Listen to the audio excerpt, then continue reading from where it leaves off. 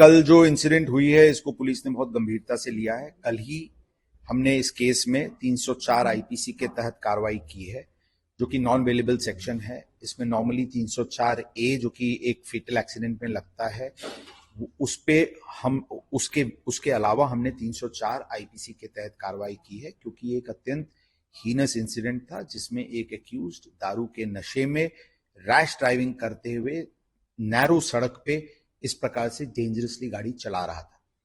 हमने कल ही कोर्ट को दो एप्लीकेशंस मूव किए थे। एक कि ये केस एक हीनस क्राइम है जुवेनाइल जस्टिस एक्ट में, जिसकी डेफिनेशन निर्भया कांड के बाद ऐड की गई थी।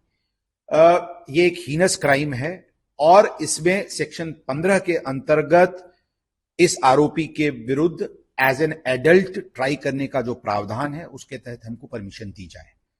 सेकेंड एप्लीकेशन हमने मूव किया था कि ये एप्लीकेशन पे निर्णय होने तक इस एक्यूज्ड को रिमांड होम में, चाइल्ड रिमांड होम में इसको रिमांड किया जाए।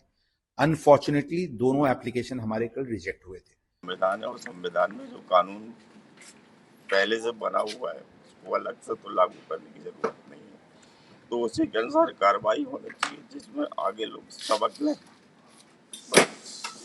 पिता को अरेस्ट किया है वो किसी केस दोनों के चलना चाहिए, लड़के और लड़के की तरफ दोनों के केस चलना चाहिए। कानून क्या पहले होना चाहिए। इस तरह के माँ बाप अपने बच्चों को लापरवाही से दे देते हैं, ऐसे माता पिता के लिए अगर आप कुछ कहना चाहें तो जिस तरह से तो गलत तो है ही।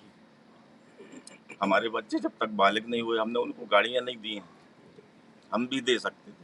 बात की तो पापा से ही हुई थी, पापा से ही रोज़ बात करती थी, पापा से ही हुई थी। वो पार्टी में जाने का बताया था उसने, इसका खाना खाने के लिए जाएंगे हम, बस उतना ही बात हुआ था। उसके बाद ये हादसा हो गया।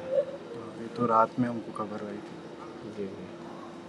तो उसके दोस्तों ने कुछ बताया कि किस एक्सीडेंट को उसके साथ और कोई दोस्तों ने जिन्होंने बताया वो एक्सीडेंट कैसे हो गया?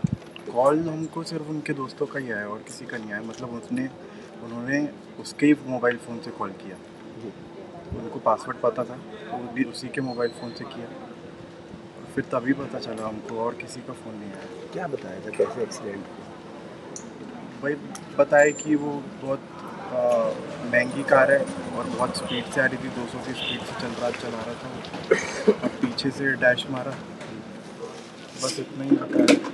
और मतलब एक्सीडेंट के बारे में तो नहीं बताया, सिर्फ ये बोला कि आ जाओ आप, एक्सीडेंट हुआ है आ जाओ। तो हम तुरंत निकल गए थे सर रात में। बताइए कि जो कोर्ट है वहाँ का जुवेनाइल कोर्ट, उसने जो गाड़ी चला रहा था उसके बारे में मुझे कोई भी जानकारी नहीं है। तो जैसे उसको कहा कि निबंध लिखने की सज़ा पे छोड़ दिया है, आपको लगता है ना कि ये सज़ा बहुत कम? जो कानून है उसके हिसाब से कार्रवाई होनी चाहिए। हमको बस यही चाहते और कोई से हमको नहीं है। अश्विनी को इंसाफ मिलना चाहिए। हाँ, मिलना चाहिए। ये बहुत गलत है ना एक तरीके से।